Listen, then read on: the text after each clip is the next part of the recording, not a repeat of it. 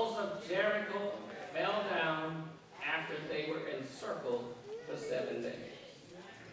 It wasn't armaments, it wasn't torpedoes or machine guns or missiles. It was by faith that the walls of Jericho came down. Their greatest challenge was not won by human power. In fact, if any of the Israelite soldiers had touched the wall, it would have robbed God of his power to get all the glory for it. And sometimes God puts us in situations where our human intervention and ingenuity fails, so that when he acts, when he knocks the wall down, no man can get credit for it. The glory will be due only to God alone. I can tell you that there are other walls that need to fall down. God still hates walls. Walls to spiritual freedom, barriers to spiritual delight, barriers to fellowship, barriers to unity. He's looking for people who will follow his instruction and tear down the walls. One good thing President Reagan said when he was president, he went over to West Berlin and he saw East Berlin. He said, tear down these walls. Tear down the walls of racism and prejudice and ethnocentrism. Those walls are just as strong and fortified as the walls on the plains of Jericho. The walls of ethnocentrism. Mitt Romney lost the presidency because he could not see through the wall.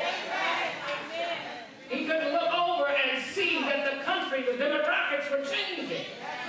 This was no longer a country filled with only one dominant group of people who claim America as their own, and no one else can claim America, their brand of America. No one else lives here but them. Why? Because the walls were too high. He couldn't see behind the walls. And guess what? He lost.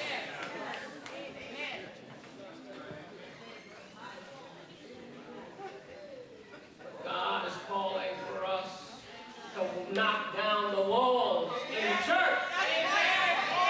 And sometimes our walls are so high, we can't see our brother sitting on the next pew. We don't want to sing with our brother who's sitting on the next pew. We don't want to eat. We don't want to do anything but to stay behind our own walls.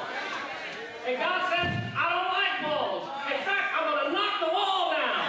My church shall be a house of prayer for all people. And the gates of hell will not prevail. I want to stay in this boat, no matter what it looks like. The walls got to come down. Ethnocentrism has to come down. Pride in our culture that divides us has to come down.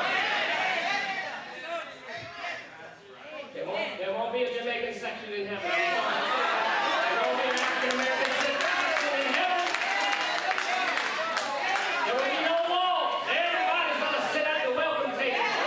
Everybody's going to sit at the feet of Jesus. How good and pleasant it is for brothers to dwell together in unity. I like it when you sing together. I like it when you pray together. I like it when you stand up for freedom together. And like Martin Luther King, I too had a dream. That the walls in his church will come tumbling down. That white man and black man, little white boys and little African American boys and little Jamaican boys and little West Indian boys and Panamanian boys will sit down at the table together, a brotherhood. I have a dream for you. The walls got to come down, or else we're going to miss the boat. Just like Romney missed the boat. Demographics are changing, churches are changing, and there's a need for education. We can no longer afford to subside on the talents of a given culture. We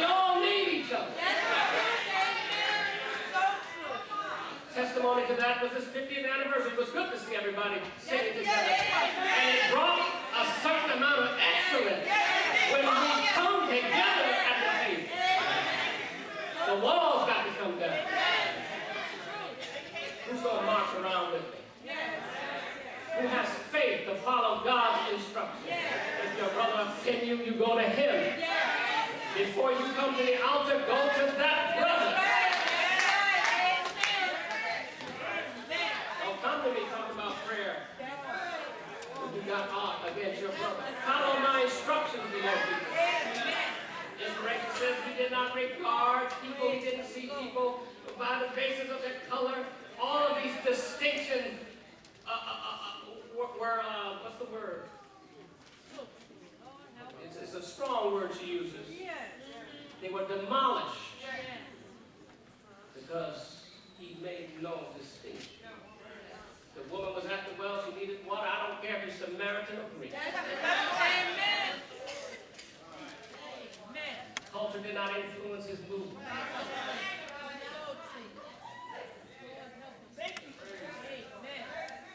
Jews have no dealings with Samaritans. That's the way my father taught me. That's the way my grandfather taught him. And my great-grandfather taught him that. And so that's the way I am. Jesus said, guess what?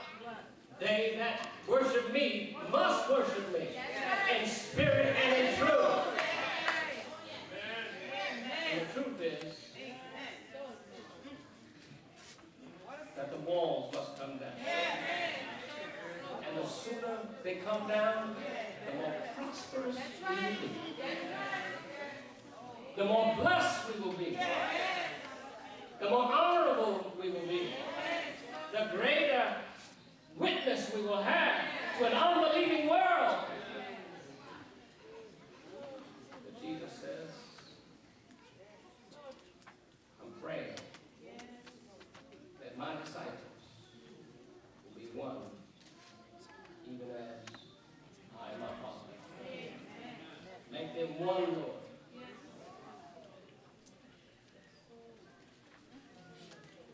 What walls are standing between you and the promise of God?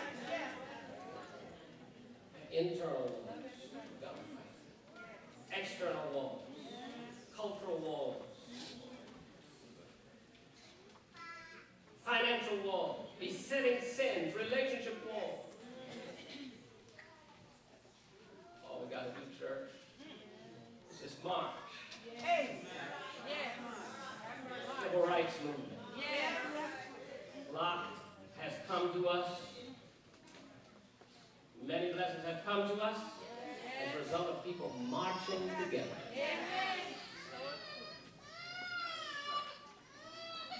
And understand, as we close, that when we march together, we're marching because we're fighting an enemy. The devil, your adversary, is like a roaring lion seeking whom he may devour. You must understand that in order to fight these battles, in order to bring down walls, you've got to understand that your weapons are not carnal weapons. Your weapons are not slander and gossip. Your weapons are mighty through God, through the pulling down of strongholds, casting down all imagination, and every high thing that exalts itself, every high superior notion of one culture over another, cast it down. Nobody is better than another person. Our walls are so high we can't even see the good that another person does. I'm talking to everybody. You talking to people. I'm talking to everybody. Like Ronald Reagan, tear these walls down. Tear them down, even if you don't feel like it. Tear them down. Because good will come to you. Good, you will prosper. May God help us in our battle to understand that the battle is not ours. When we follow his instructions, when we wear his uniform, and we're in his armor, remember that the captain, he identifies himself as a commander of an army for good reason, because we're in a battle. And that same Jesus is with us today. Amen.